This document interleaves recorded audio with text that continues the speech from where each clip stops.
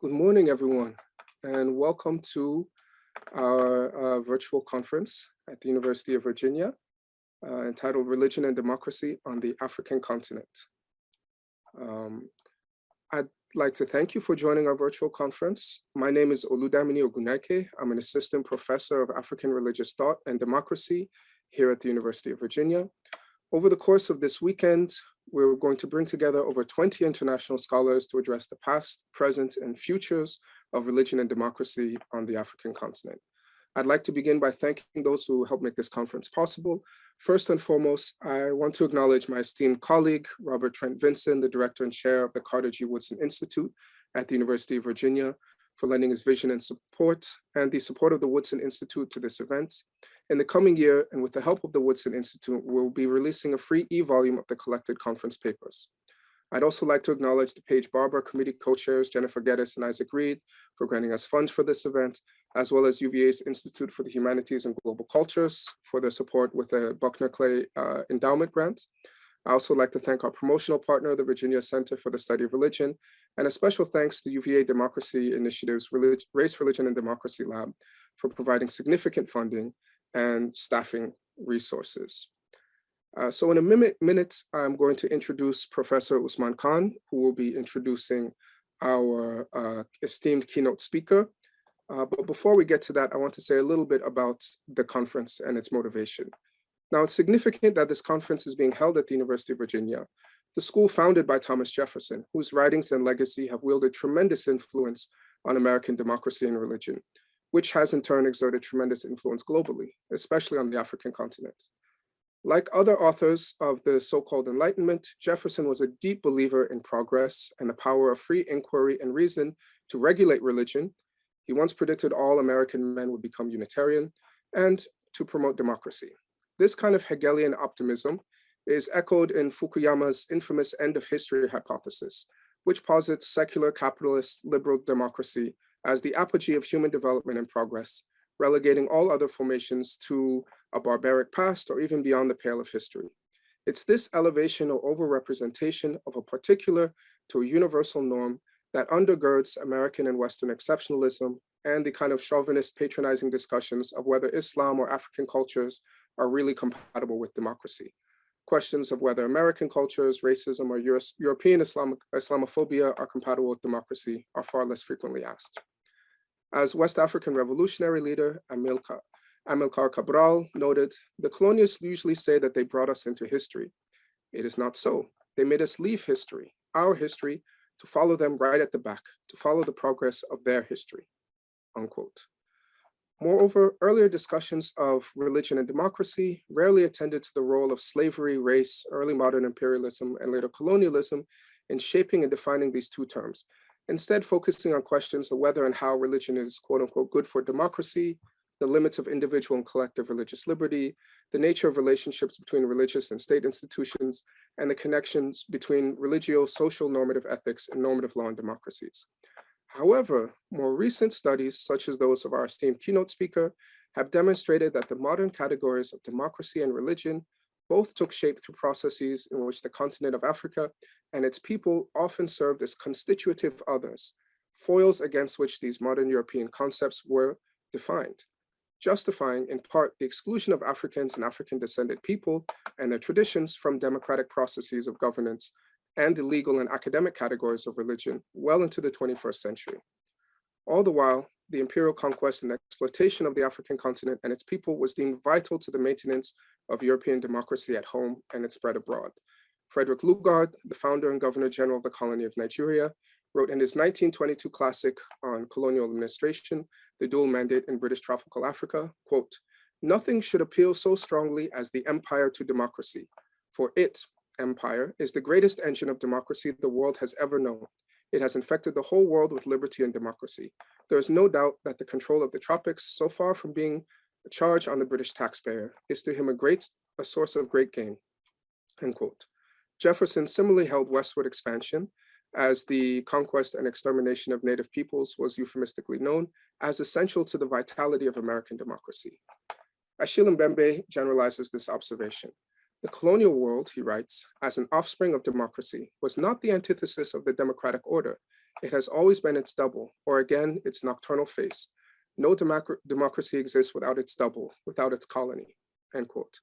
This shadow of democracy, the colony, whether internal, the ghetto, the prison, the plantation, the reservation, the refugee camp, the detention center, or external, the protectorate, the dependency, the developing world, the NGO staging ground, or the sweatshop, is the remainder that balances the unequal equations of power in liberal democracies. It's the excess whose exclusion and disposal defines and makes possible inclusion in the sanitized demos of the democracy of nation states. Similarly, scholars such as Woodson, Chidester, and Olupona have shown how indigenous African traditions were originally excluded from the modern category of religion, then gradually included as primitive varieties of religion, and later minor or indigenous varieties of religion in the world religions paradigm. So-called indigenous African traditions have also been at the boundaries of the legal category of religion in the Americas, Europe, and the African continent itself. For example, only one of Nigeria's 36 states recognizes quote-unquote African traditional religion as an official religion alongside Islam and Christianity. And the Church of Lukumi Babulu Aye versus Hialeah about Santeria practices is a landmark religious freedom case studied by nearly all US law students. As Chidester writes in his Savage Systems, quote, when a frontier opens, the enemy has no religion. But when a frontier closes and hegemony has been established, the dominated, subjected people are discovered to have a religion that can be inventoried and analyzed. Given these historical and colonial legacies, scholars of Africa and African conditions are uniquely suited to understand not only the underside of democracy, religion, and their interactions and imbrications in processes of racialization and imperialism, but also to develop new or underappreciated theoretical and methodological and practical approaches to understanding the complex relationships between religion and democracy. Because African traditions of governance, politics, and so-called religious practice have long exceeded and or been excluded from the categories of religion and democracy, the continent is not only an important place to think about these issues, but also to think from in order to understand the entangled history of religion and democracy and their possible futures. Few scholars have illustrated this better than our esteemed keynote speaker, Professor Mahmood Mamdani, whose many works provide us with a necessary revision of the history and the nature of the nation state, democracy, identity, and global politics. As Pankaj Mishra writes in his review of Professor Mamdani's latest work, Neither Settler Nor Native, a broad rethinking of political issues becomes possible when Western ideals and practices are examined from the vantage point of Africa. In the words of scholar and poet Fred Moten, quote, democracy is the name that has been assigned to a dream, as well as to certain already existing realities that are lived by many people as a nightmare. One must come to grips with the severity of the difference between what exists and what is yet to come under the name of democracy, end quote. By centering African perspectives and experiences, it is this difference and the possibilities of what is yet to come that our speakers today and tomorrow will help us come to grips with in this conference and the resulting conversations. And with that, it gives me great pleasure to introduce my advisor and my mentor, Professor Usman Khan, who will introduce our keynote speaker. Professor Khan is the Al-Walid bin Talal Professor of Contemporary Islamic Religion and Society at the Harvard Divinity School, Professor of African and African American Studies in Harvard's Faculty of Arts and Sciences, a pioneer and giant in the field of religion and politics in Africa. Professor Khan is the author of numerous books and editor of multiple volumes, including, just to name a few for the sake of time, Non-Europhone Intellectuals, published in 2012, Beyond Timbuktu, An Intellectual History of Muslim West Africa, published in 2016, and most recently, Islamic Scholarship in Africa, New Directions and Global Context, published in 2021. The recipient of multiple international and national awards and grants, Professor Khan has also received awards for his teaching and mentoring of students, of which I am proud to count myself as one. Professor Khan, the floor is yours. Thank you very much, Oludamini, for this generous introduction and for inviting me to introduce my friend and very esteemed colleague, Professor Mahmood Mamdani, who is the Herbert Lehman Professor of Government at Columbia University. He was also Professor and Executive Director of Makerere Institute of Social Research since 2010 in Kampala, where he established an interdisciplinary program in social studies. Professor Mamdani received his PhD from Harvard University in 1974, and he specialized in the study of colonialism, anti-colonialism, and decolonization. His works explore the intersection between politics and culture, a comparative study of colonialism since 1452, the history of civil war and genocide in Africa, the Cold War and the War on Terror, the history and theory of human rights, and the politics of knowledge production. Prior to joining the Columbia faculty, Professor Mamdani was a professor at the University of Dar es Salaam in Tanzania from 1973 to 1979, at Makerere University in Uganda from 1980 to 1993, and the University of Cape Town from 1996 to 1999. He has received numerous awards and recognitions, including being listed as one of the top 20 public intellectuals by Foreign Policy and Prospect UK magazine in 2008. In 2021, he was nominated among the world top 50 thinkers by Prospect magazine UK.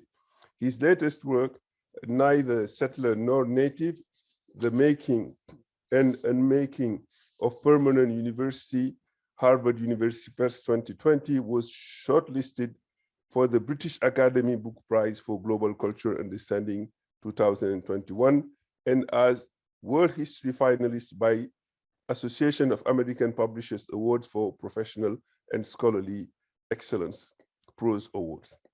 From 1998 to 2002, he served as the president of CODESRIA, the Council for the Development of Social Research in Africa, and his essays have appeared in the New Left Review, the London Review of Book, among others. He teaches courses on major debates in the study of Africa, the modern state and the colonial subject, the Cold War and the Third World, the theory, history, and practice of human rights, and civil wars and the state in Africa. Professor Mamdani's many books include Savior and Survivors, Darfur, Politics and the War on Terror, 2009, Good Muslim, Bad Muslim, America, the Cold War and the Root of Terror, 2004, When Victim Becomes Killers, Colonialism, Nativism, and Genocide in Rwanda, 2001, and Citizen and Subject, Contemporary Africa and the Legacy of Late Colonialism, published in 1996, which was awarded the Herbert Prize of the African Studies Association, given to the best book written in English on Africa. He is also the author of Politics and Class Formation in Uganda, 1976, From Citizen to Refugee, 1973, and The Myth of Population Control, Family, Class, and Caste in an Indian Village, 1972. So we are really very privileged to have him deliver this keynote speech, which is based on this book, Neither Settler Nor Native, The Making and Unmaking of Permanent Minorities, published by Harvard University Press in 2020. So without further ado, I will turn the floor to Professor Mamdani, who will deliver his keynote lecture.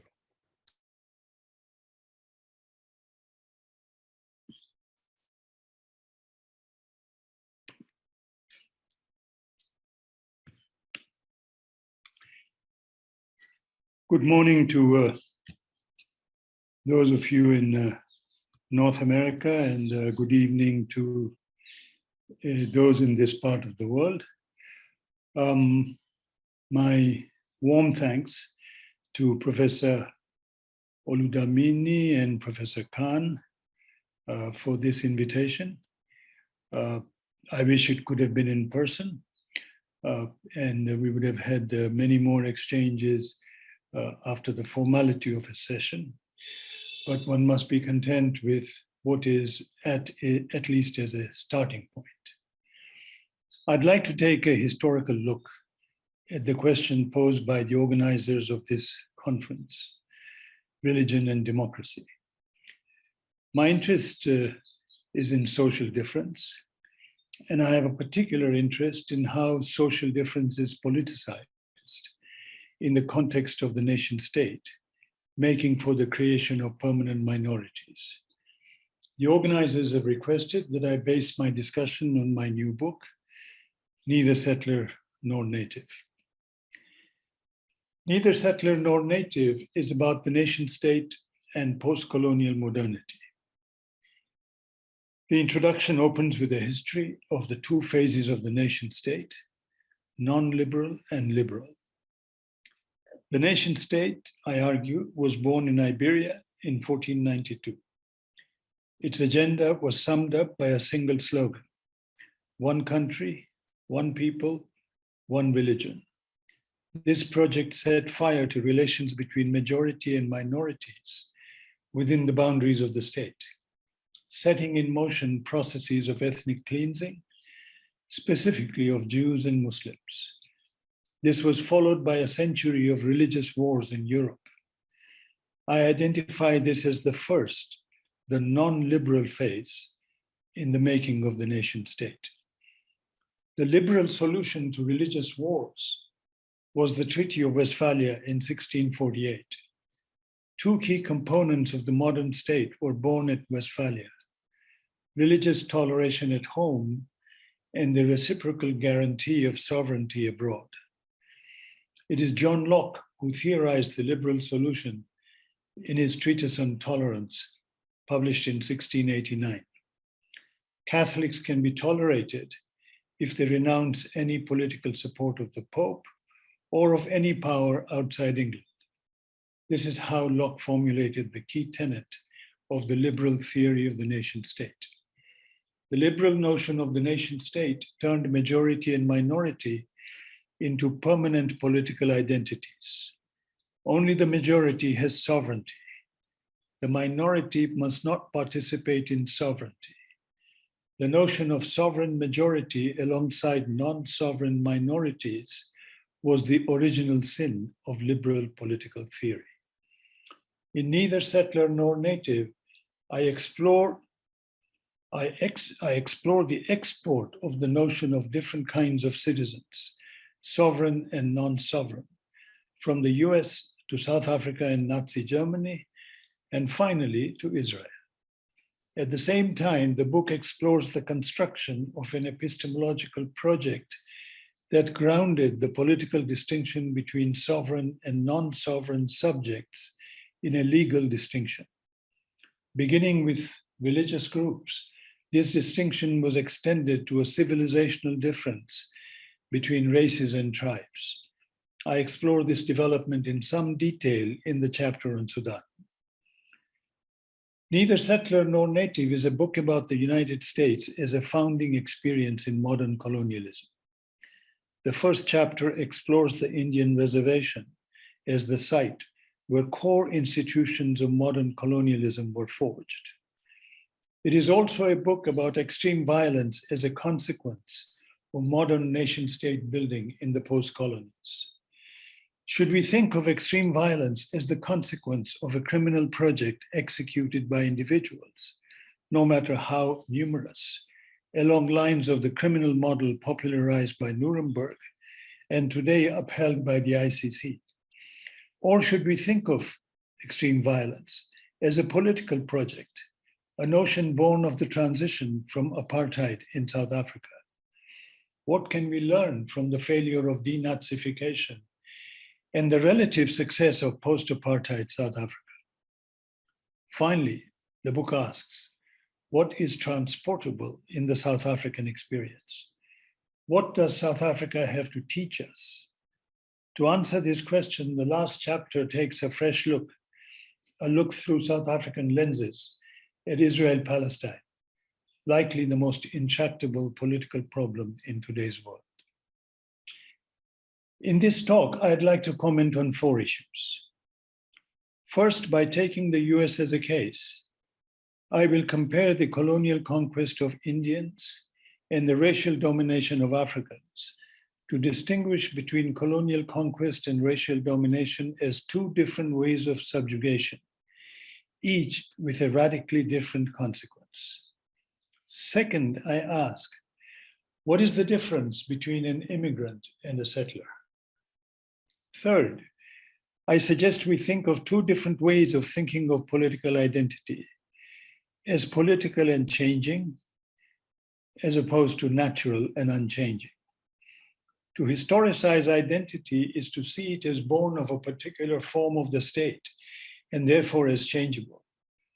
But to see it as the ground for a natural and permanent claim is to think of identity as a timeless expression of a trans-historical and innate cultural self. Finally, I suggest that we decouple the nation and the state as we seek an alternative to the nation state. I shall begin with American Indians and African Americans. How should we call the pre-Columbian resident communities of the Americas? As Indian or as native? What's in a name? Indian is the name Columbus gave peoples of the New World. Today, we consider native a more politically correct designation.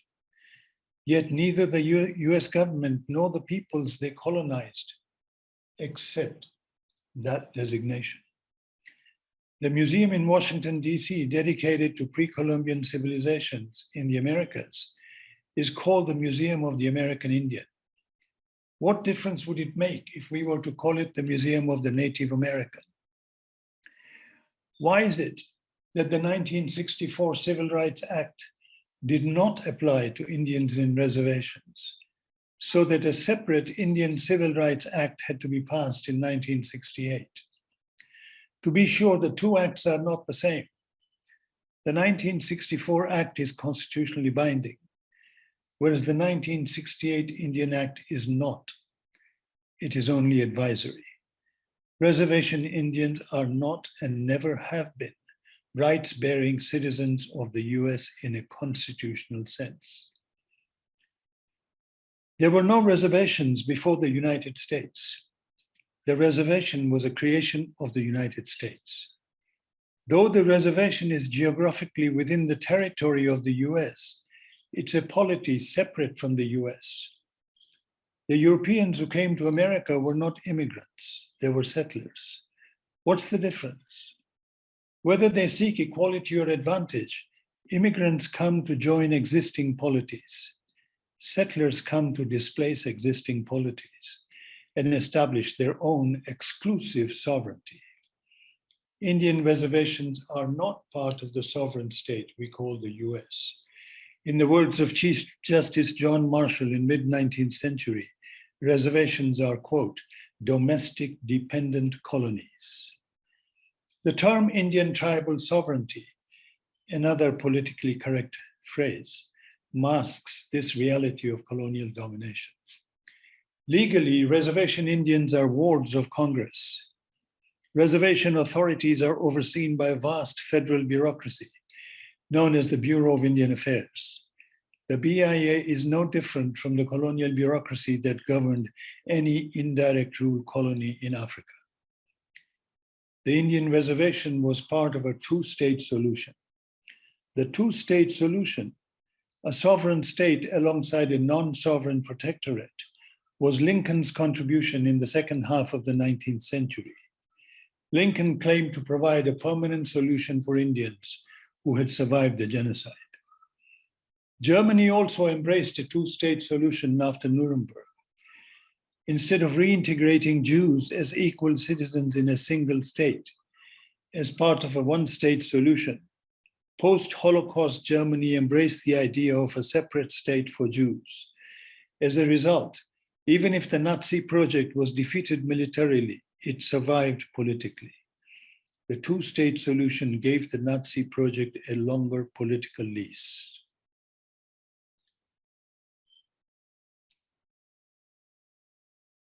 Excuse me. The latest version of the two-state solution is in Israel-Palestine. In contrast to South Africa, where the population was subordinated, majority of the population in Israel was expelled outside its boundaries, as it had been in the US when Indians were herded into reservations. America also originated the notion of differentiated citizenship, with only some participating in sovereignty. Until 1921, Indians were nationals but not citizens. After that, Indians had first to be purged as members of Indian polities before they could be naturalized as US citizens. colonized Indians and African slaves represent two different colonial solutions. Both were turned into minorities, one inside the state, the other outside it. One was sustained by colonial conquest, the other by racial domination. The consequences have been radically different. Racial and colonial domination are not the same, even if racial discrimination is common to both. Reservation Indians have a different relationship to the US from that of African Americans. Colonization refers to conquest of territory. The American Indians symbolized land which had been stolen. The African slaves embodied captive and coerced labor. The one-state solution provided a political frame for the development of the struggle against Jim Crow and racial domination. Even if it proceeded by fits and starts, even receding at times, the one-state framework both underlined the necessity of developing alliances and made it possible. The two-state solution explains both the continued isolation of the reservation Indian through colonization and their ongoing fragmentation as a people. The radical difference in the political effect of each solution is clear from the American case.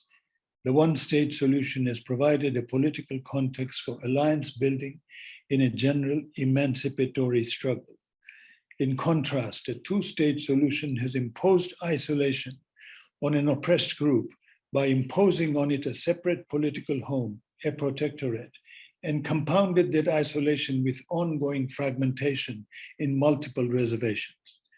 I conclude that the one-state solution is politically preferable to a two-state solution. The American model was exported to a number of places, among these South Africa, Germany, and Israel. South African settlers attained state independence in 1910.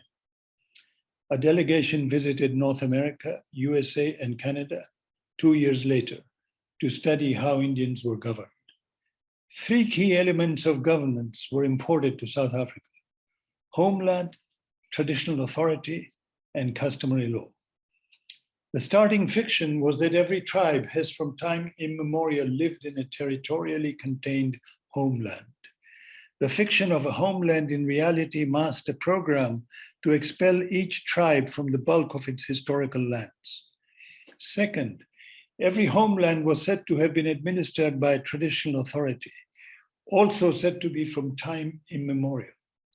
Eternally sanctioned by custom, this authority was said to be customary, not elected. Third, this traditional authority claimed the right to enforce a, quote, customary law on the homeland. Custom, too, was said to have been there from time immemorial. This time, though, settlers insisted that custom be excised of all practices or notions that settlers considered repugnant to civilization. I will return to discussing the lessons of the anti-apartheid struggle in South Africa after a discussion of Germany and Israel.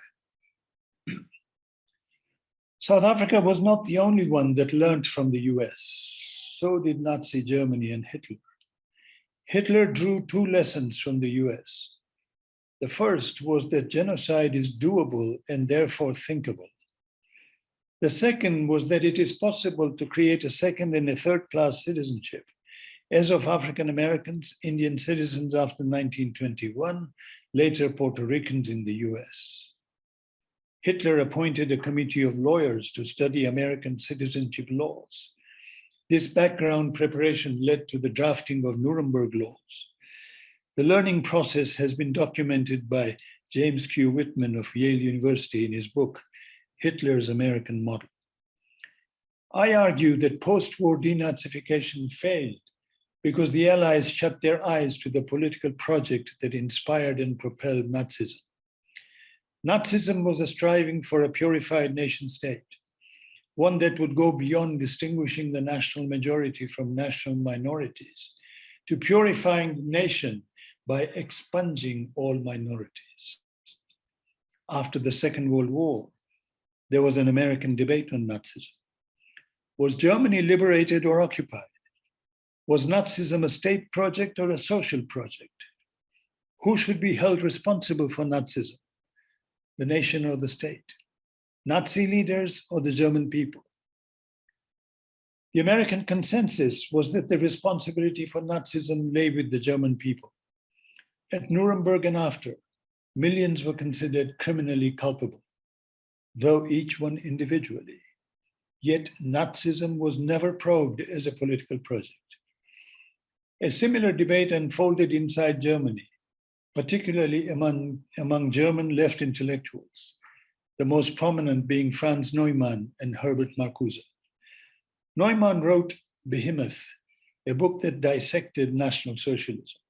His answer: Nazism was neither just a state project, nor just a project of German society.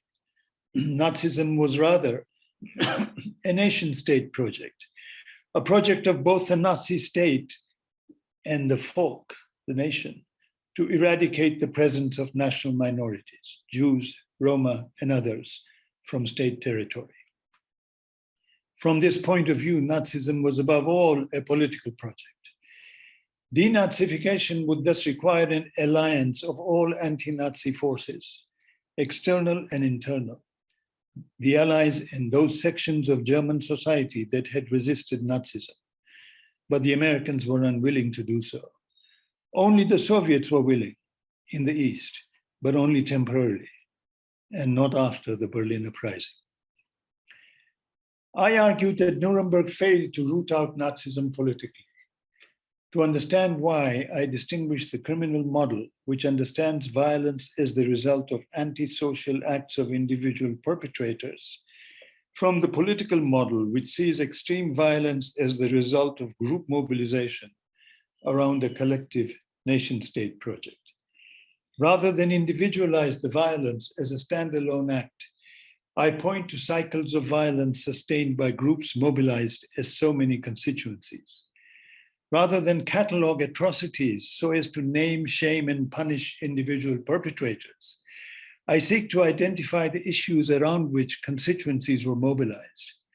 More importantly, rather than exclude perpetrators from the political process, I seek to include them along with all those who survived: victims, perpetrators, beneficiaries, bystanders. I use the term survivor differently from how it was used after the Holocaust or after the Rwandan genocide, not just to refer to surviving victims of extreme violence, but to all who survived the catastrophe we know as extreme violence. The point is to try and stop the cycle of violence by shifting attention from perpetrators to the issues that drove the violence.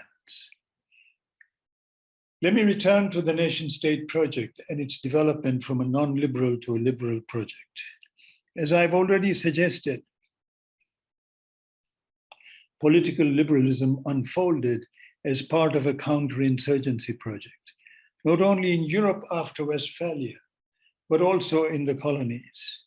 Neither settler nor native pursues this line of inquiry as part of a detailed case study of race and tribe making in Sudan after its colonization by Britain. The late 19th century Mahdiya in the Sudan was one of three events that shook the foundations of the British Empire between mid and end 19th century. The others were the Indian Uprising of 1857 and the Morant Bay Rebellion in the West Indies a decade later. The subsequent imperial reform was led by Henry Maine, a member of the Viceroy's Legal Commission in India, who argued that the Indian uprising was the result of a, quote, epistemic defect. Maine called for an epistemic rethink that would both anchor the colonial project in a reshaped custom and fracture the colonized into smaller groups, each claiming a longer and thus authentic history. I examined this project in the context of Britain's reformed governance as it unfolded in two steps following the imperial defeat of the Mahdiya. The first step divided the population into two major blocks, each identified as a separate race, one Arab, the other African. In Sudan, the language of race begins with colonialism. The second step was to divide each race into several tribes. Even if tribe may previously have designated a distinct cultural group, an ethnic group in the language of anthropologists, it now became the basis of several connected claims: a separate homeland, a traditional authority, enforcing its customary law. The Sudanese anti-colonial movement embraced these claims as if they were natural. The anti-colonial movement needs to be understood as more a derivative than a creative act. From the start, the anti-colonial movement presented itself as a national movement. Embracing the language of nation, anti-colonialists described their struggle as nationalist, their object being to set up their own nation through an act of national self-determination. The question thus arose: who was the nation? The self in self-determination. Was the nation Arab? Was it Islamic? Or was it African? These three definitions of the nation sum up the three phases in the national movement that followed state independence in 1954. The person who claimed closest to breaking through the nationalist mythology was John Garang, who argued that Sudan was both Arab and African, that Arabic was a language and Africa a place. You could thus be both African and Arab. He called for a new Sudan, a state that would acknowledge Arabs and Africans as among its citizens. Garang's political project seemed to die with Garang when he was murdered. Those who replaced him in the SPLA called for the division of Sudan into two homelands, one for Arabs, the other for Africans, backed up by a coalition of Western states, led by the Troika, the US, Britain, and Norway. The project gave birth to an independent South Sudan, which in no time disintegrated as different tribal militias fought over the spoils, which included cabinet positions, ministries, even districts, each claiming the right to its own tribal homeland in a South Sudan that should rightfully be a federation of tribes. In less than 2 years, the tribal coalition fell apart and a tribal war followed in 2013. Faced with this unanticipated catastrophe in the short aftermath of a much celebrated independence, the African Union set up an independent 5-person commission of inquiry. The commission produced 2 reports. The majority report reproduced the logic of Nuremberg and cozied up to the ICC. It denounced the violence as criminal and demanded that individuals be held responsible for it. As always with the discourse of criminal justice, the assumption was that the state cannot commit a crime, only individuals in the state can. I authored the minority report and suggested we think of the violence as political, and thus look for a solution by calling for the reform of the state based on a project other than that of creating a nation state. I come to Israel and the US.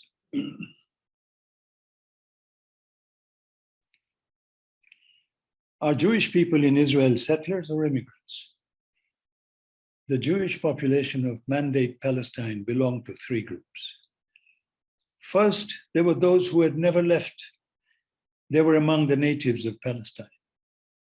Second were those who returned to the Holy Land on a pilgrimage seeking a religious homeland.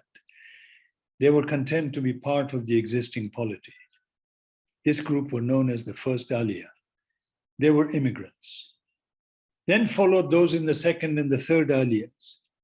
They looked to create their own exclusive polity, a Jewish nation state in place of the existing polity. These are the settlers. The Zionists drew a lesson from Germany. Victims of the nation state project in Germany and in Europe, Zionists decided to set up a nation state in Eretz Israel. The Zionist state project unfolded in 2 phases. The first reduced Palestinians from a majority to a minority. This catastrophic expulsion is known as the Nakba. The Zionist project has continued to demonize the minority that remained within its territorial boundaries as a demographic threat whose numbers must be cut down. In other words, the Nakba continues. Palestinians inside Israel do not participate in sovereignty. They have rights, even political rights, including the right to vote, but they do not participate in power. This vision has become clearer as the state project has been redefined, from Israel as a Jewish and democratic state to Israel as a Jewish state. In this context, Palestinians face two options: a one-state solution where they would face racial exclusion, including political marginalization, but within the same state. In contrast, the two-state solution would create a protectorate and lead to indirect colonialism under Zionist rule. Neither settler nor native argues that a one-state solution will provide a better framework for building alliances for a durable resistance. Second, I argue that resistance is not enough. One also needs the vision of a different future. I propose that we look at the South African transition from apartheid for a glimpse of a third alternative. A different vision emerged in South Africa in the 1970s.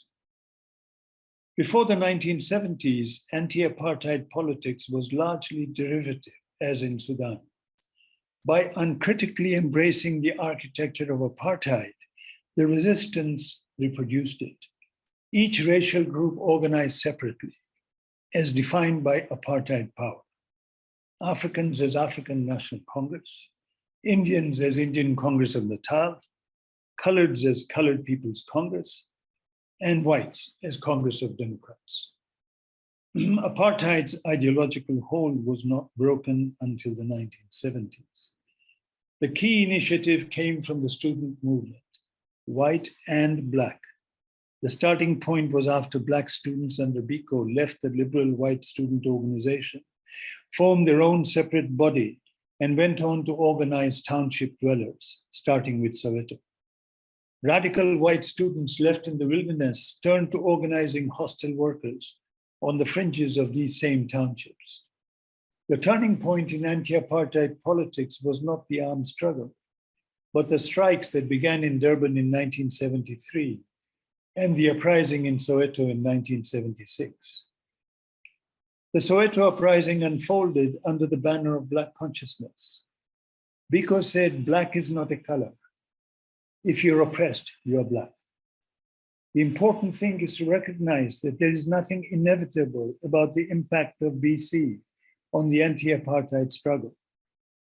BC, Black consciousness, could have led to a nation-state consciousness, claiming that South Africa is a Black nation of the Black majority, thus essentializing Black as a trans-historical identity.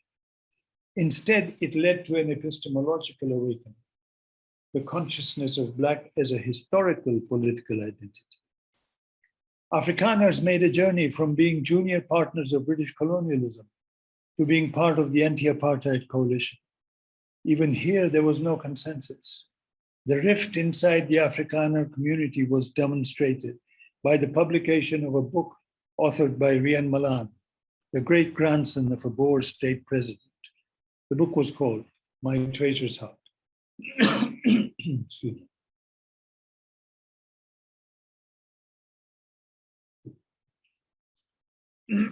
Malan was a crime reporter for the Johannesburg Star. His beat covered Black townships.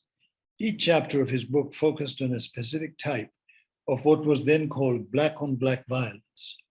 One chapter was devoted to the hammerman, a big Black man who wielded a heavy hammer to smash the skull of his victims, all equally Black, all poor people who would yield small pittances.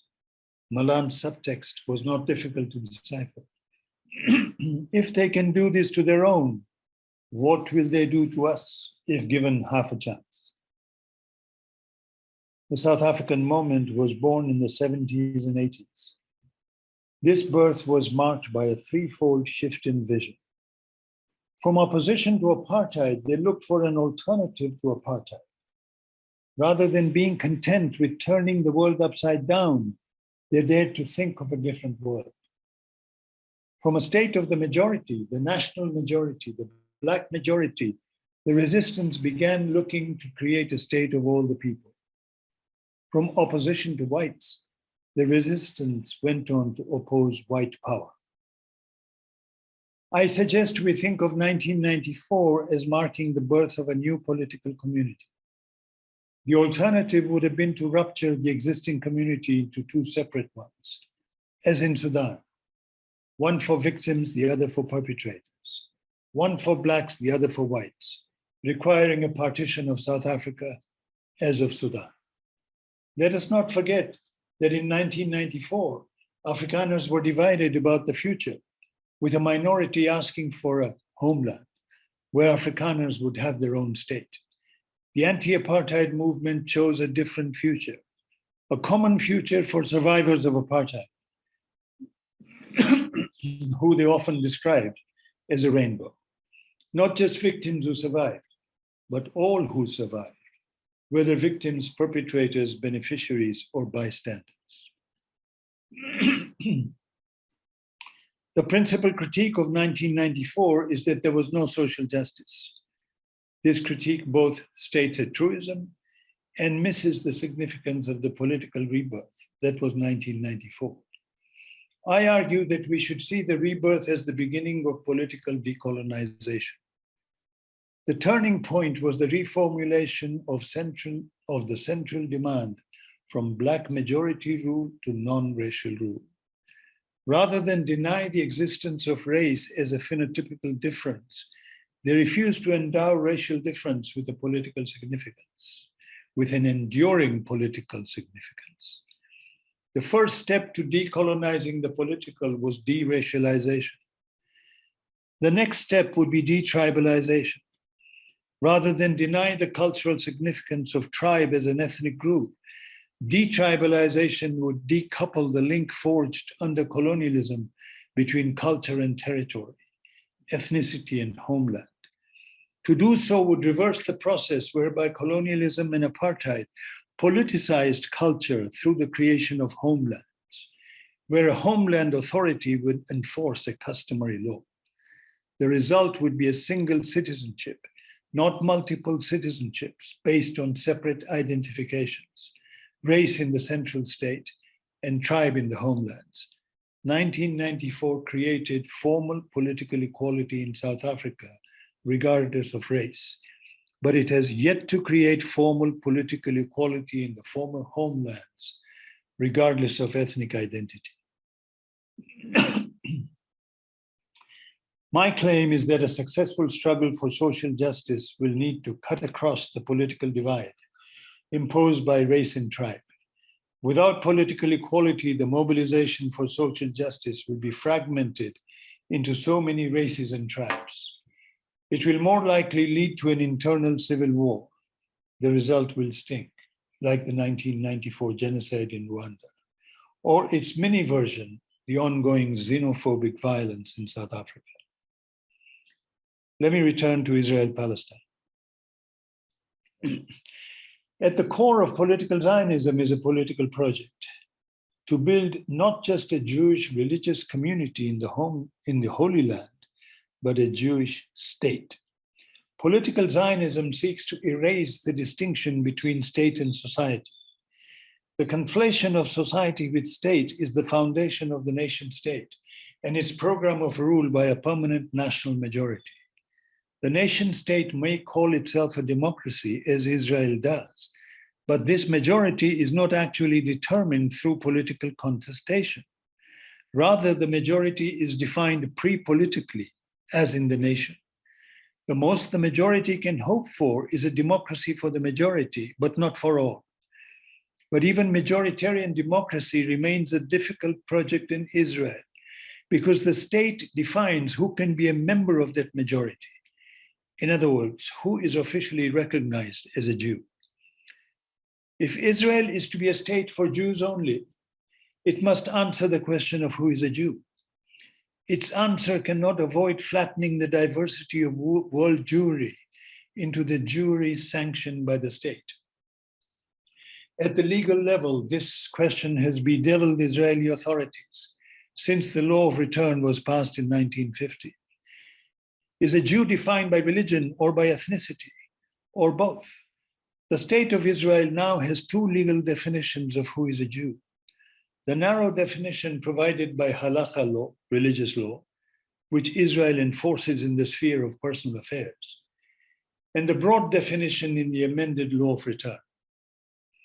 At the political and social level, Judaization eliminates unacceptable forms of Jewishness.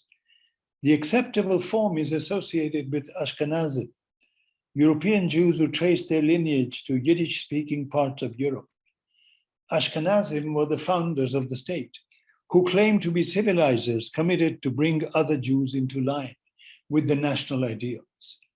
In particular, Ashkenazim have sought to civilize Mizrahim. The Mizrahim are Arab Jews. They present a special challenge to Zionism. For Zionism presumes that Arab and Jewish identity are both incompatible and indelibly hostile towards one another. Otherwise, there would be no need of a Jewish state in historic Palestine.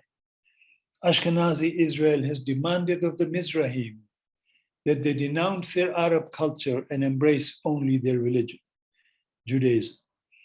After several decades, the Mizrahim have paid back by standing behind a stark religious Zionism that has two targets, the Palestinians, but also the Ashkenazi.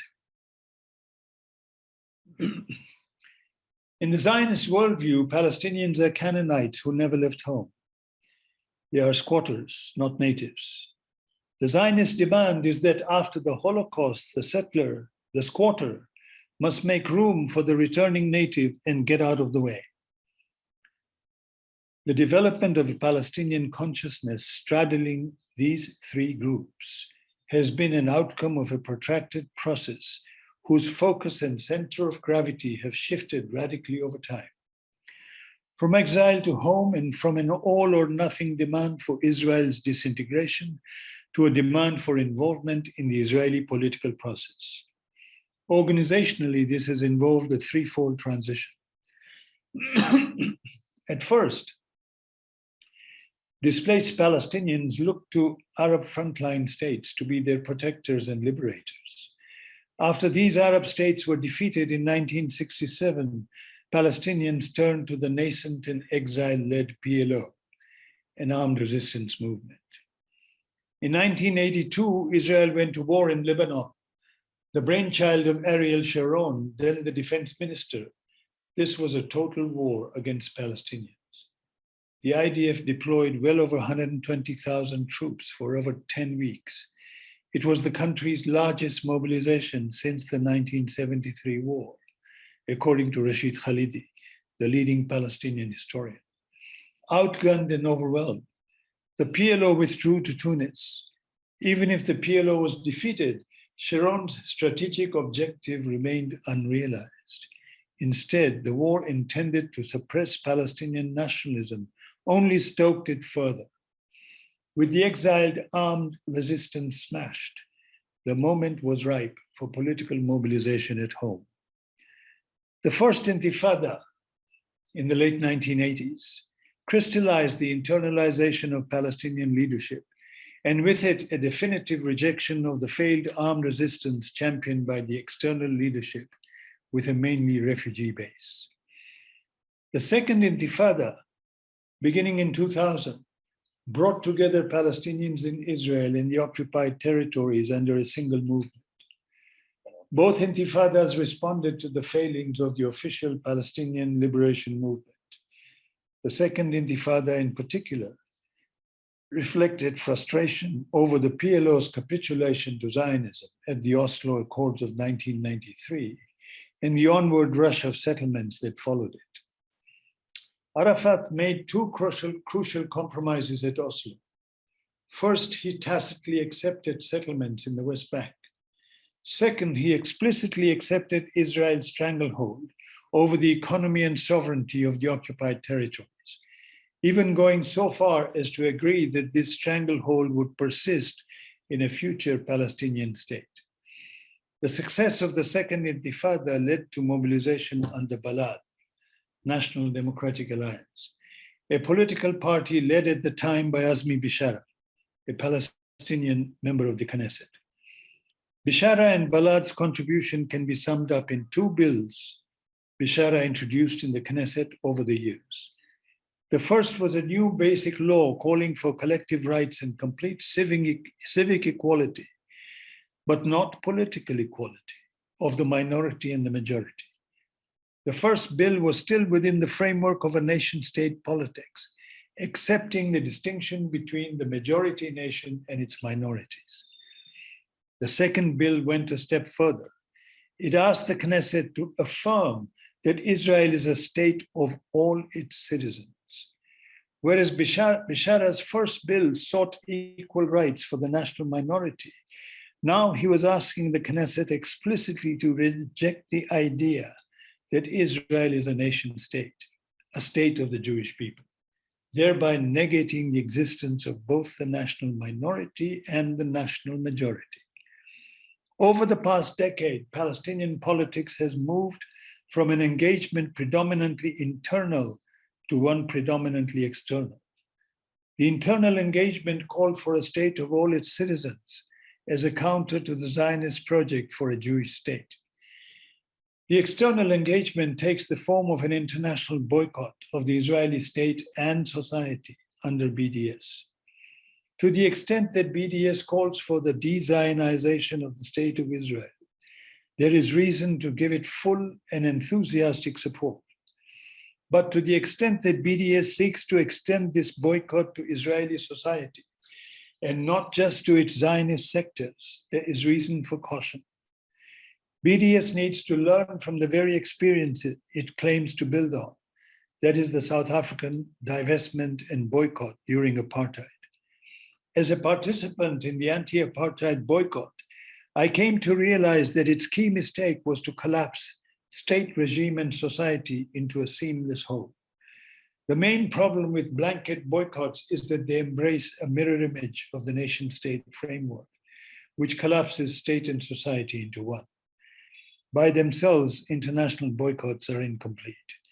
The strategy of isolating the state internationally needs to be aligned with a domestic strategy to isolate the forces that stand behind the state project internally, to drive a wedge between pro-state forces in civil society and those not aligned to the state.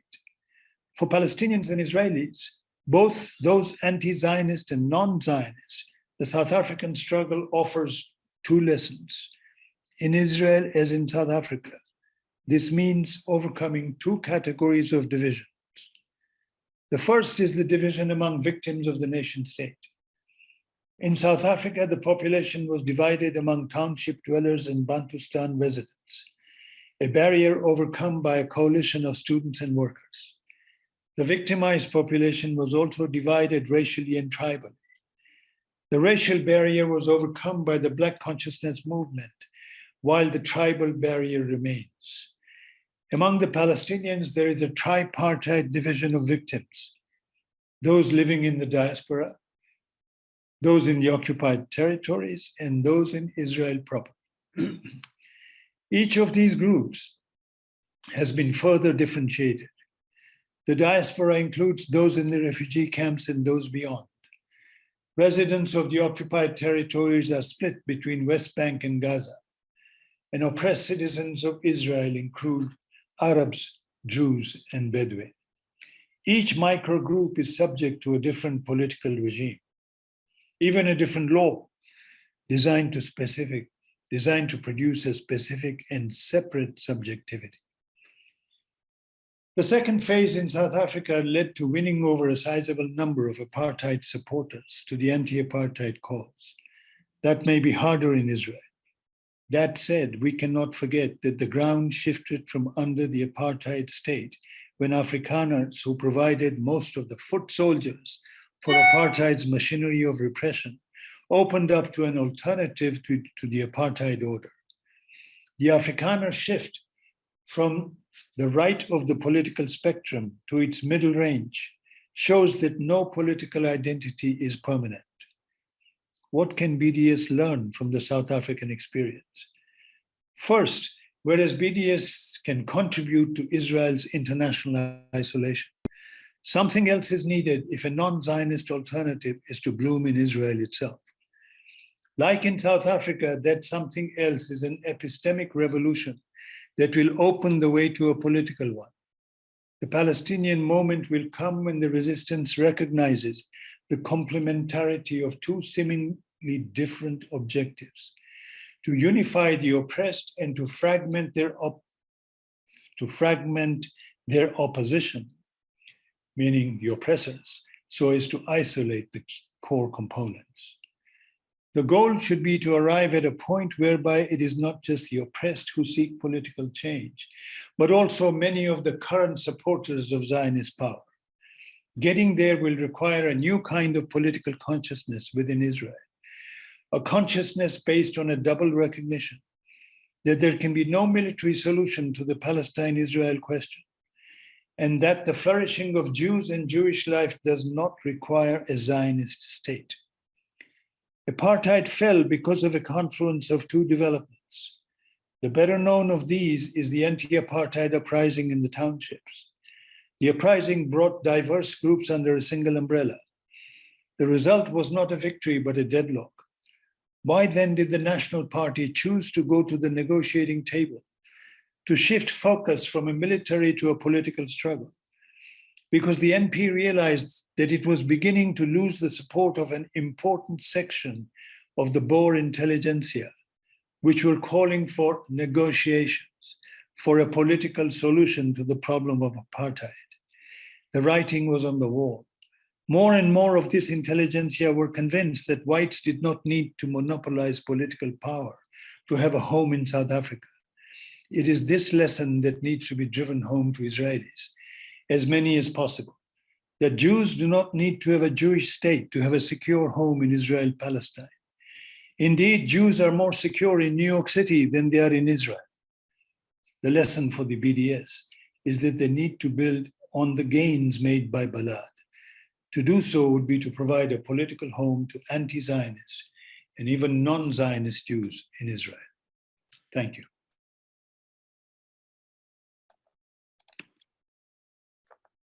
Thank you very much, Professor Mamdani, for that remarkable overview on the history of the nation states and identity. We can now take questions from the audience. You can use the Q&A button at the bottom, and we will see your questions, and then I will ask them to Professor Mamdani. I will take the privilege of being an organizer here to start out the questions myself by asking Professor Mamdani, so you've spoken, very compellingly about the need to reformulate political identities along a historical and not a fixed way. But what about the economic and material conditions in these post-colonial or in these nation state contexts? If we change, as in South Africa, if you have a kind of reformation, but the economic and material conditions are not changed, will that also kind of reproduce some of the same problems? Of course it will. That's the very short answer. And the question is how to connect the two objectives of a single struggle: reformulating political identities and transforming economic and material conditions. What comes first? The thing about the struggle for social justice is that the struggle for social justice happens within certain political boundaries.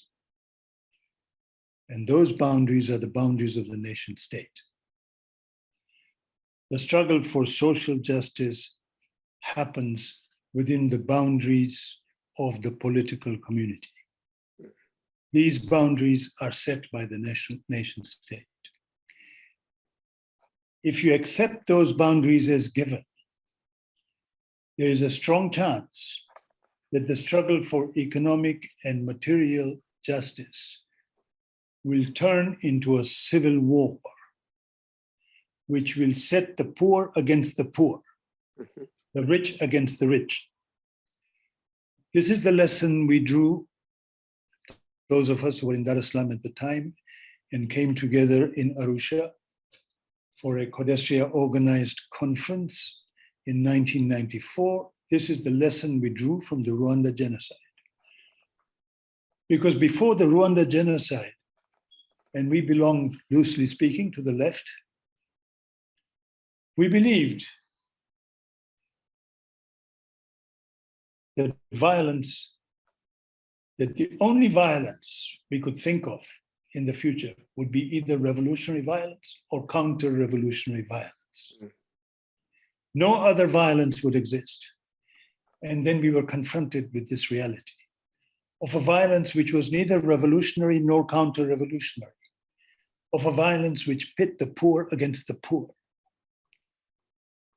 How were we made to make sense of it?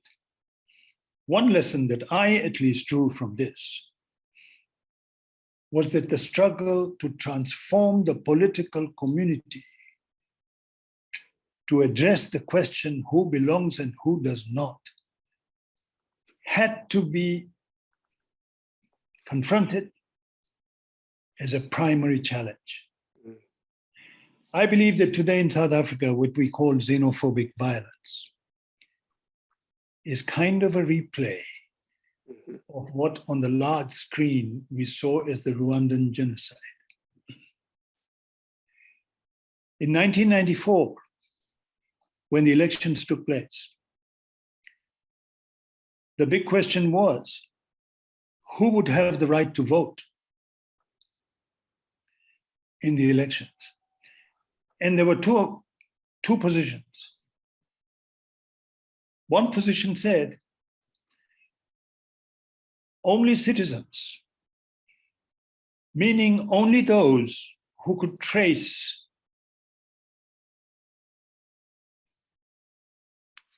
descent in South Africa. Migrants would be excluded.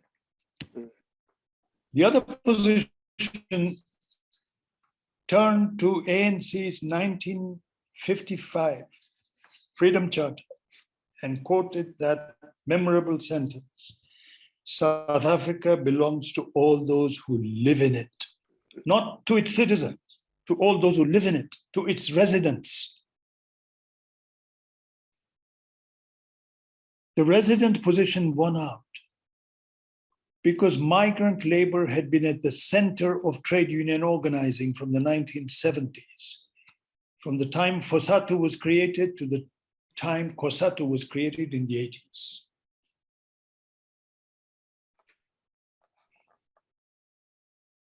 Everybody voted, all residents voted. A coalition government was formed. Gatsha Buthelezi became Home Affairs Minister. Inkatha Freedom Party took charge of the Home Ministry. From 1994 onwards, they began a mobilization inside the Bantustans to tell the people the reason you don't have material and economic justice is because what is rightly yours is being taken away by the migrants. Xenophobic violence began in South Africa in the 1990s on a small scale and then expanded. Just think about it. Xenophobic violence was not against the racial other. It was not against whites. People had come to accept that whites are rightfully citizens. It was against the tribal other. It was against South African blacks who were not native to a particular Bantustan. So the lesson is very clear. Unless we face the challenge of creating a common political community, the struggle for social justice will be dynamited from within.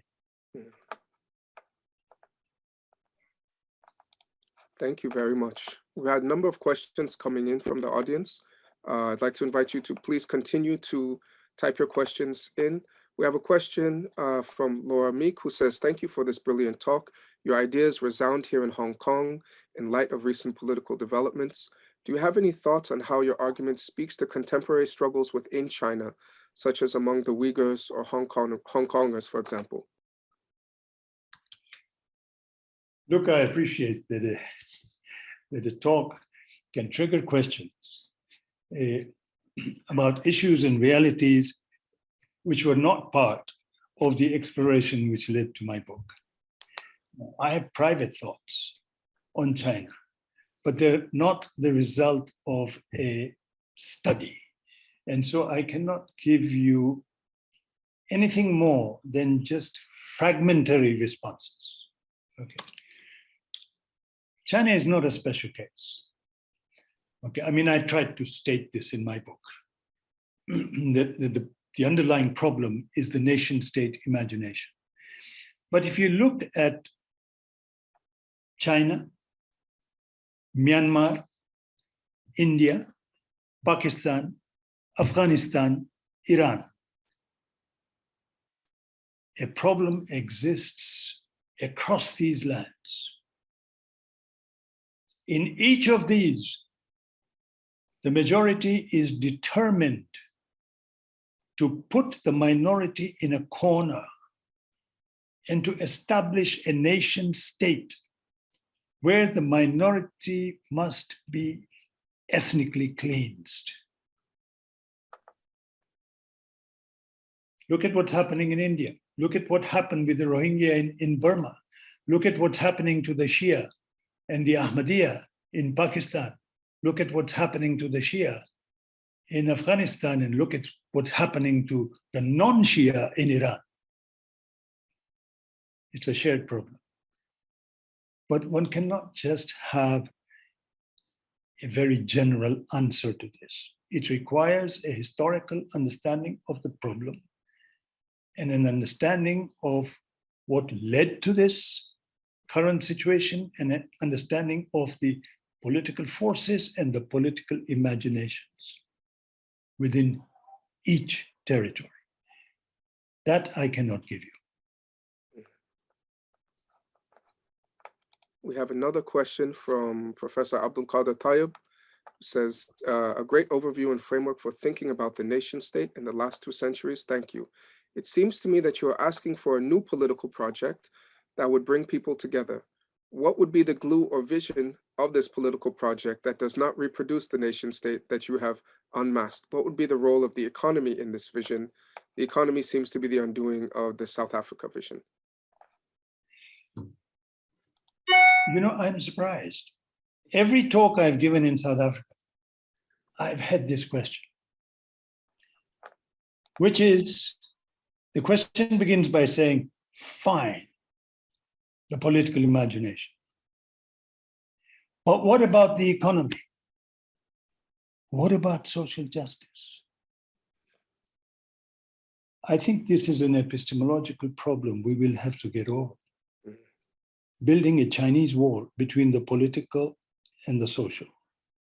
And this is what I tried to elaborate in my response to your first question. Look, I have no blueprint for what follows the nation state. I don't. And I don't think the future can be crafted in the study of a professor. Mm-hmm. I think the future has at least the raw material for the future has to be glimpsed from actual political struggles, which are always contradictory. At least in my understanding, they're always contradictory. And the contribution of the intelligentsia can be to provide some kind of a consistency. But 1994 South Africa, when the migrants said that the right to vote belongs to everybody who lives in South Africa, that was the vision of a new political community. That has to be the starting point. Right? So, how do we relate culture, and politics.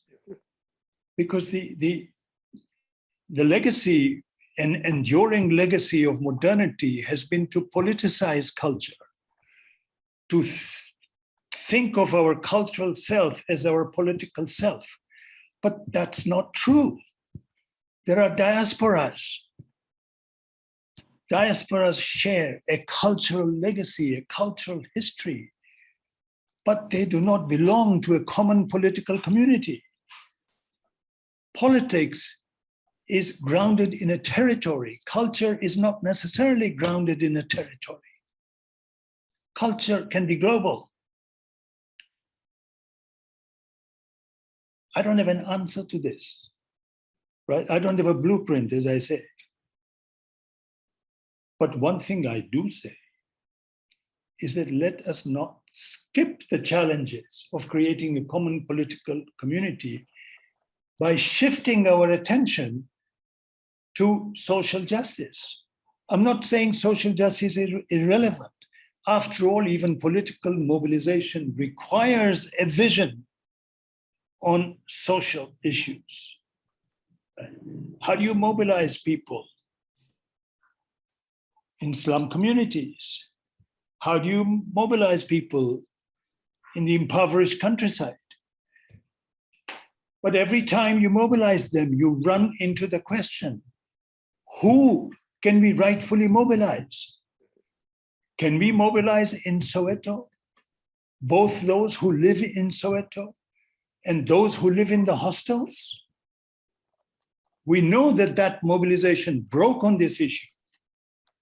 Can we mobilize in the homelands, those who are indigenous to the homeland, and those who have migrated from neighboring countries, born there?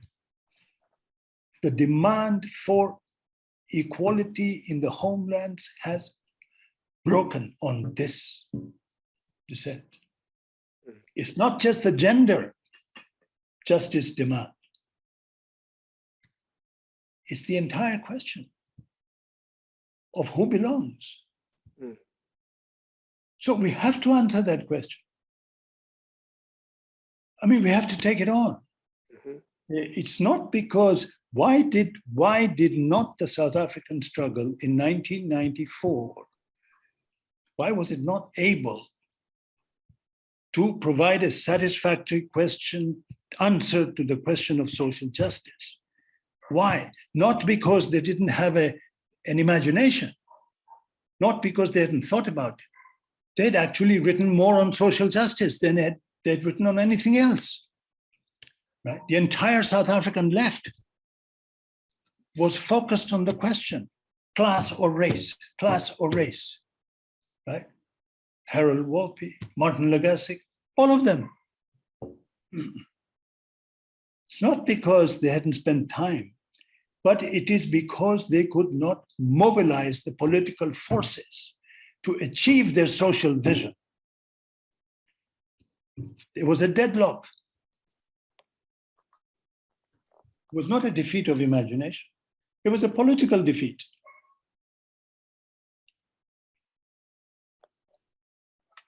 This brings us to another question. And some of the things you're saying remind me that we have a presentation tomorrow by philosopher Olufemi Taiwo, who's written about, in some similar ways, about the co-option of identity politics by dominant liberal forces. There's this great new book out called Elite Capture. So there's a question from the audience now that's somewhat in this lines. It says, thank you so much for this wonderful talk. Is your call for a de-racialized politics in line with critics of race-conscious policy and political activism, such as Paul Gilroy? Any thoughts on multiculturalism, affirmative action, critical race theory, etc. in the US? Oh my God. People, please recognize my limits. I'm really, I mean, this is a question for all of us. I don't think I can pontificate on it. I mean, I've thought about affirmative action, and I've thought about not not in a yes or no sense. Is it good? Is it not good? But in terms of what are the limits of affirmative action? What is the objective? When do we, I mean, I said this when I wrote about Rwanda, because after all, the genocide was preceded by a regime of affirmative action in Rwanda, right, under Habyarimana. And the genocide was an attempt to kind of bring that affirmative action project to a finale, turn the world upside down, but no vision of a new world. Because look, affirmative action, what in India is called reservations, right? Affirmative action is basically a social justice program. It's basically a program which says the last shall be first, which is great. What are its limits? It needs to create, it needs to think through, needs a vision of a political community which will transcend the boundaries which otherwise will be entrenched through affirmative action. That's my provisional view. Okay. And it's a challenge. It has to be thought through. I mean, I cannot cheapen what is a rich debate by pretending to give a two-sentence answer to it. I really don't have it. Right? But I'm not trying to skip the question. I'm just trying to tell you some of the things I've been thinking about without daring to put it in writing. So we have another question here about the case of Nigeria. Abdullahi Shehu writes, thank you, Prof, for this overview of the nation state. What do you think is the underlying cause of these issues with the nation state in countries like Nigeria? For example, the clamor for the Igbo nation, the recent demonization of Fulani herdsmen, and this kind of nascent Yoruba nationalism. How can you apply this analysis to the Nigerian state? I'm tempted to say that's for you to do, but I will again give a general answer. So it's an answer which is also product of thinking about the current Ethiopian crisis, right? And the big question in Ethiopia, which is also the big question in Nigeria, which is, there are two visions. There's the vision of the centralized nation state, and there is the vision of an independent tribal state. I say tribe as opposed to ethnic group, and I want to make this clear what I mean by tribe is that colonialism created tribe. It didn't exist. Yes. Ethnic groups existed. So what did colonialism do?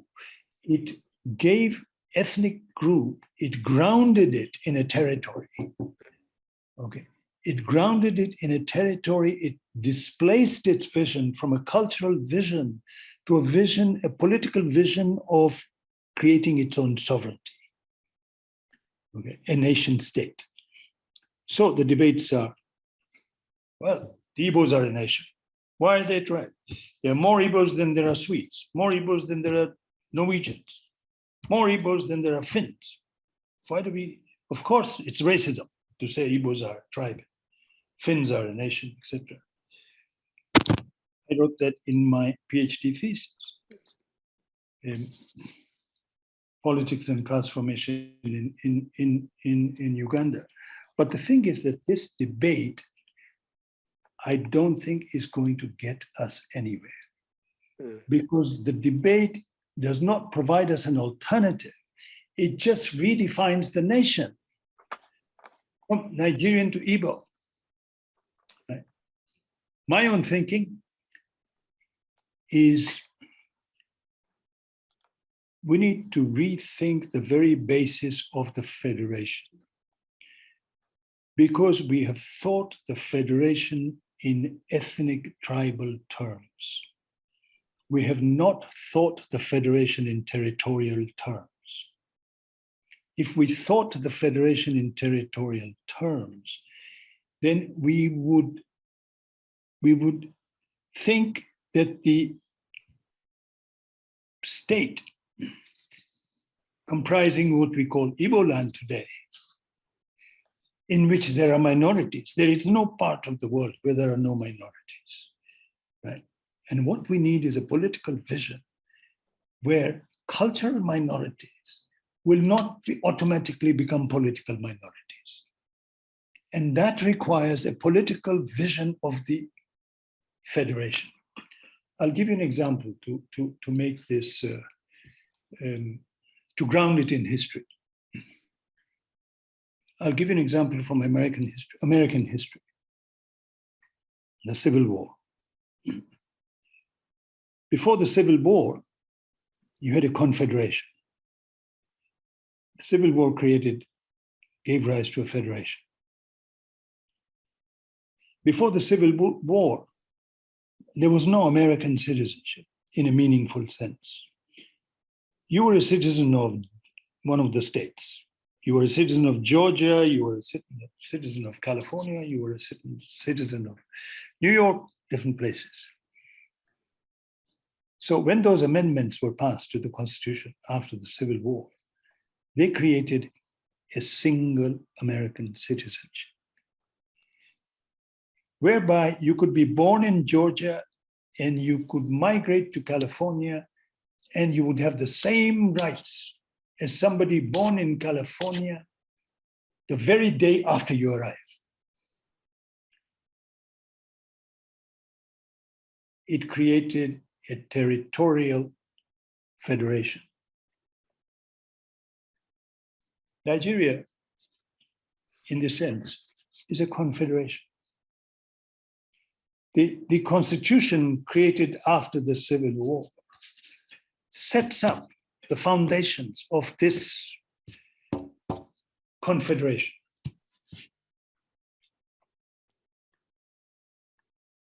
That key federal institutions, the civil service, the universities, and the army, will reflect Nigeria's composition. I can't remember the exact language now. Right? Meaning that each state in the federation will have a quota in the army, in the civil service, in the universities. Who has the right to compete for that quota? Only those indigenous to that state. You can be a Nigerian born of a parents, grandparents, great-grandparents, all born within this territory called Nigeria. But if you had moved from one state to another, you will be disqualified. That's not a territorial federation. The real citizenship is the citizenship of these micro groups. Same thing in Ethiopia. Same thing. What the EPRDF created 30, 40 years ago is a colonial model. Look at it, look at federations outside the colonial world. This model doesn't exist. They are territorial federations. So we have a political problem. The problem is not that Igbos cannot live with, Hausas cannot live with, I don't know, Yorubas.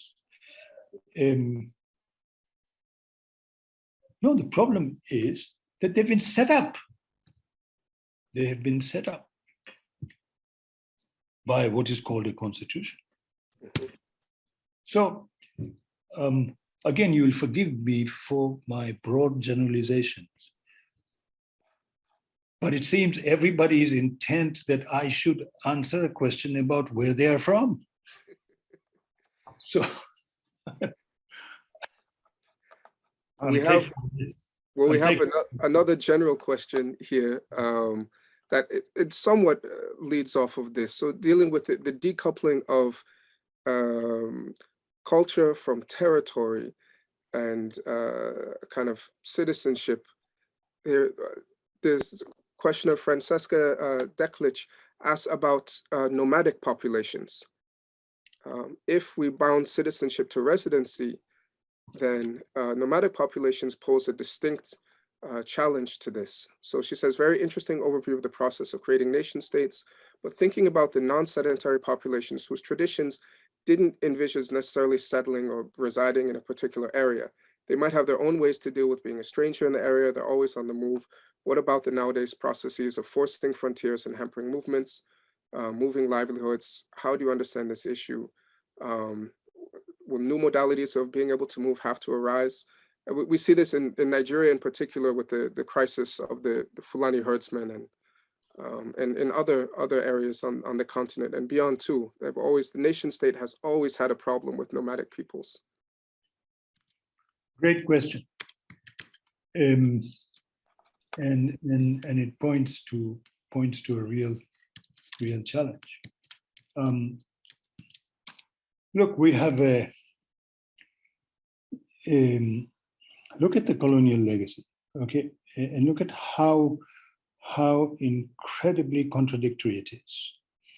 If you contrast two aspects of that legacy, the economic and the political, the social economic and the political. So in terms of the political economy,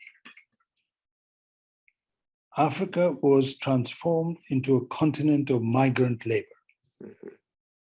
People were forced to move to plantations, to mines, wherever capital required labor.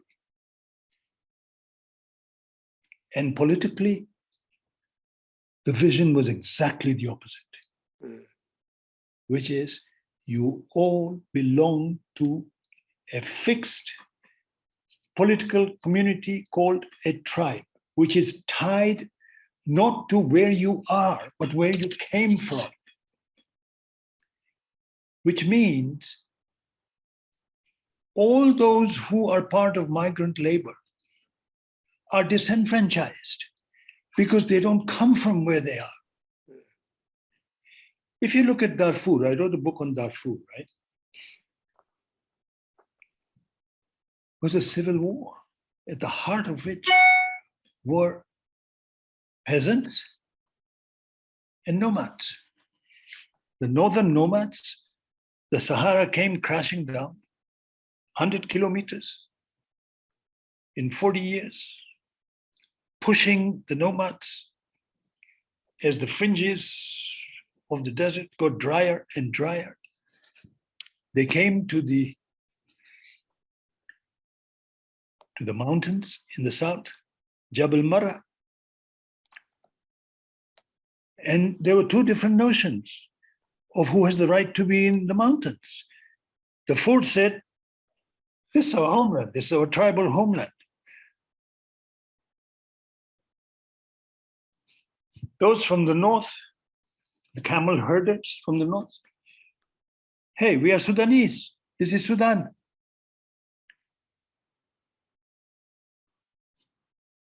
So yes, this is the battle the nation state has not yet won. To force the nomads into the mold of the nation state. I want to say one more thing. I think it's very important. I would suggest for those interested in this issue to do more research on anti-colonial movements, because we assume that anti-colonialism is necessarily nationalism. What was the political imagination of anti-colonial movements? Is it true that they just had a single imagination, or were there diverse imaginations? Did everybody think in terms of setting up a nation state?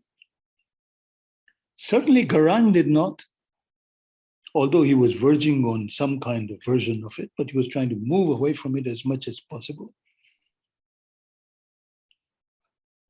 But we need to return to that history, to treat it as raw material source for ideas, for roads not taken. Which is why I say that these answers cannot come from the splendid isolation of a professor's study. We can't. We've got to do this. We have got to do this research. Yes. In this regard, I'd like to mention Professor Adam Getachu's wonderful book, World Making After Empire, which really mines a lot of the early anti-colonial movements on both sides of the Atlantic, Africa and the diaspora, for their visions beyond the nation states. We have another question from Professor Ochonu, who says, along the same lines that we've been talking, if majorities capture states and use them to permanently exclude minorities, do minorities have a choice other than resistance? Is the burden of moving beyond the nation state exclusionary model not on the majority? And can a minority's quest for inclusion and justice produce its own exclusions? So look, there are two kinds of majorities and minorities. National majorities and minorities, and democratic majorities and minorities. A new state form would not do away with democratic majorities and minorities. It would just do away with permanent majorities and permanent minorities. Because national majorities and minorities are permanent. Permanent meaning, so long as the state is a nation state, they will remain frozen. And any political processes will be by and large within the boundaries of the national majority or the national minority. So I have no problem with democratic majorities, because the democratic majorities are the end result of the democratic process. They are the outcome of the democratic process. National majorities are the starting point of the democratic process. Even before the democratic process begins, the nation state tells you who is sovereign, who is not, who belongs to the majority, who belongs to the minority. That's different. We have another question here from another Professor Oguneke, who says, thank you for one of the best analyses of the inherent pitfalls and dangers of the nation state and its engineering of intractable conflict. But in addition to separating ethnicity and society, do you also think that we need to rethink notions of ethnicity, nationhood in their historical context? Do they have to be exclusive and reified as they tend to be invoked all over Africa today? Could ethnicity, more traditional notions of ethnicity, play a more positive or even constructive role in society if we conceptualize them differently from these modern national, colonial, or post-colonial forms that they tend to take?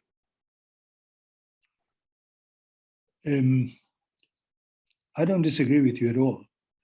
Ethnicity has a long history.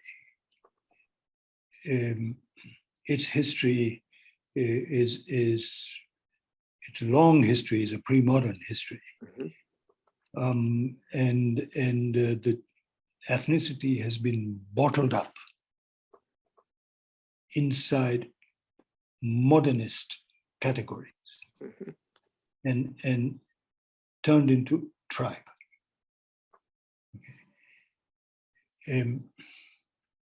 Let me go back to the 1994 example I gave you from South Africa.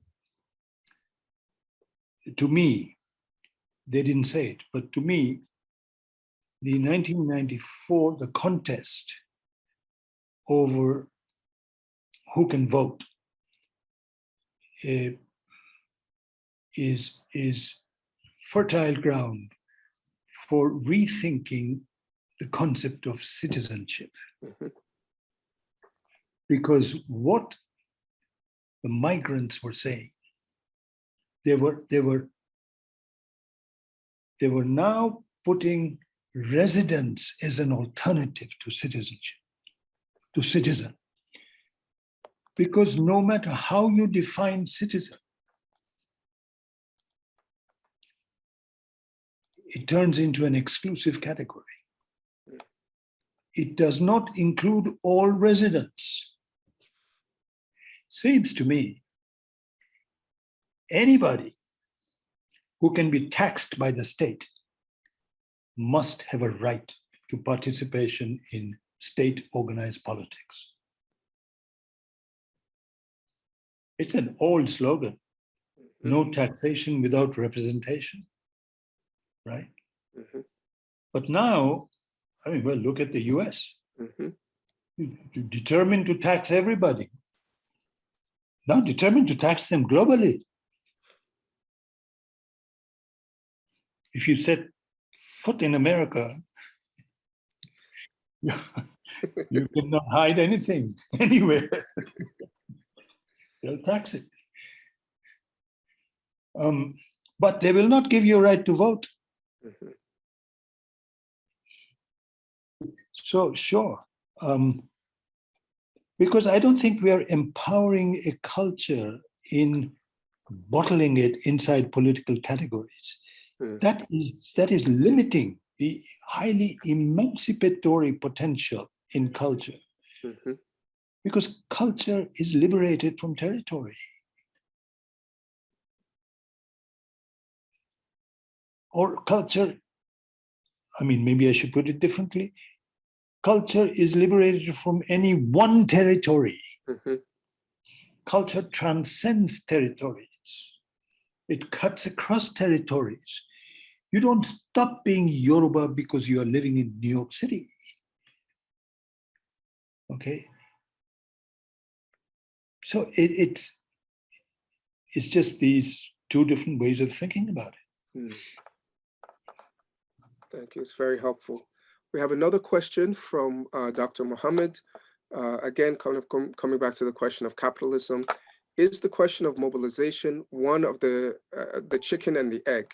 The history you brilliantly elucidated highlighted the political projects, but since then we do have a global culture, but one that comes largely from capitalist exploitation. How does the entrenchment of capitalism globally kind of shift the goalposts? Well, I'll go back to my earlier answer and just expand it a little bit. Capitalism has two projects. It doesn't just have an economic project.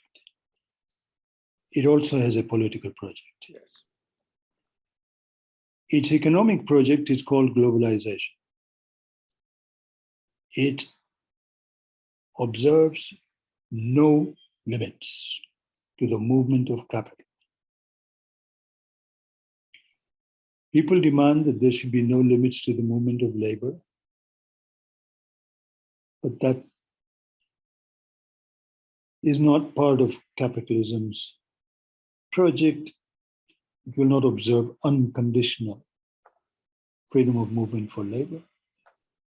It will only observe movement given the requirements, the changing requirements of capital.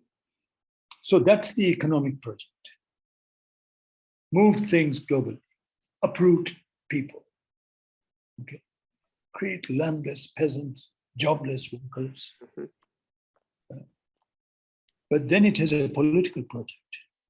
Its political project is designed to disenfranchise those who it forcibly moves,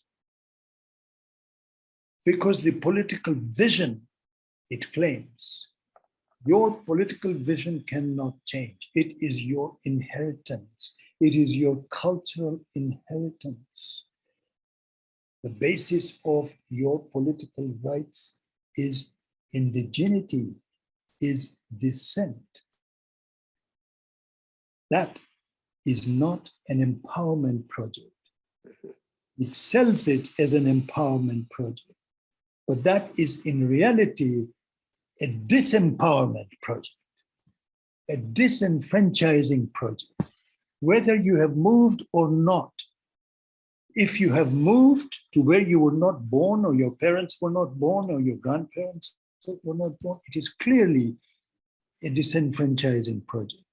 But even if you have not moved, but others have moved to where you are, for you to now translate this exclusively into a project based on indigeneity is to set yourself up for a civil war between two groups within the same territory, indigenous and non-indigenous.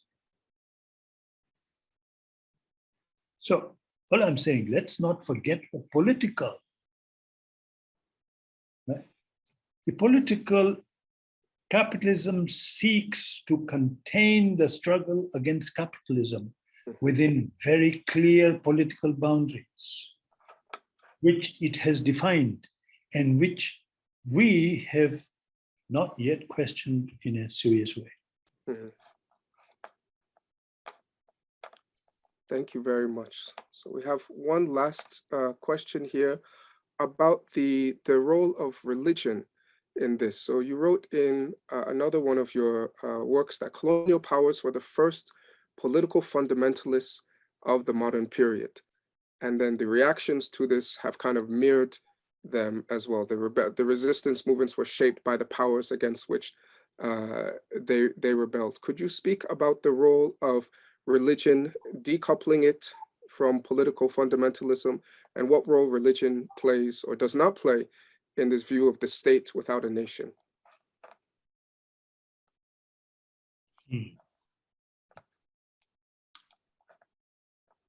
Well, the original nation state, Iberia, the nation is understood as a religious nation. Mm-hmm.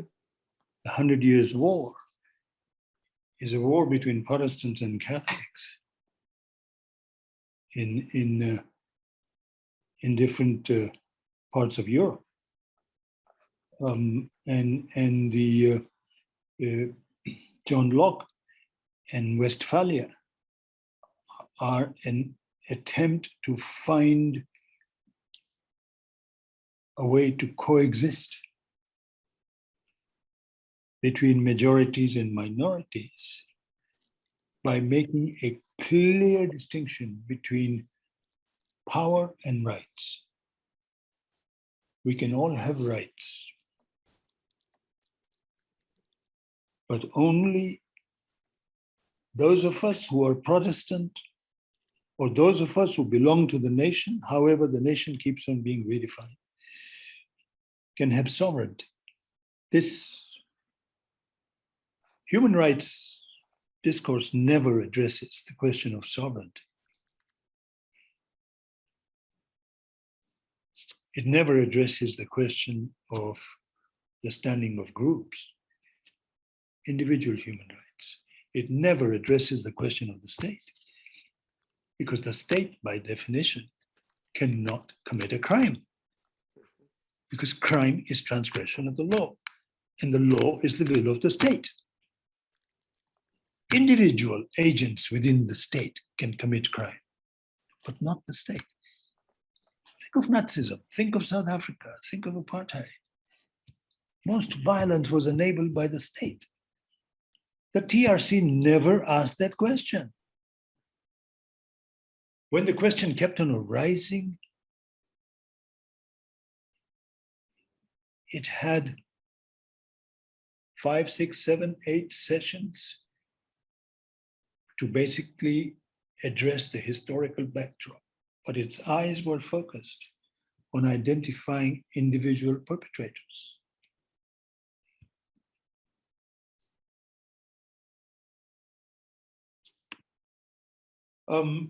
That sentence, I think I wrote it in Good Muslim, Bad Muslim. Now I no longer remember the context in which the specific sentence was written, so I'm afraid I cannot really address that directly. But this is what I have to say. Thank you very much, Professor. So we have one more question that came from Paul Banda, and he asks, in your book, you promote the concept of tolerance rather than general consensus over contentious issues. Do you really think this will work in Africa, where people are divided along so many lines, political, religious, ethnic, ethnicity, etc.?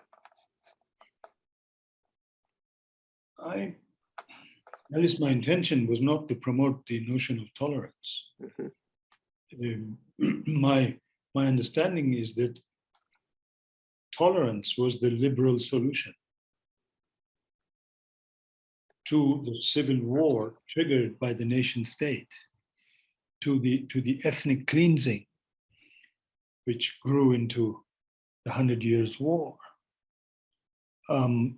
And tolerance was a last-ditch attempt to save the nation state by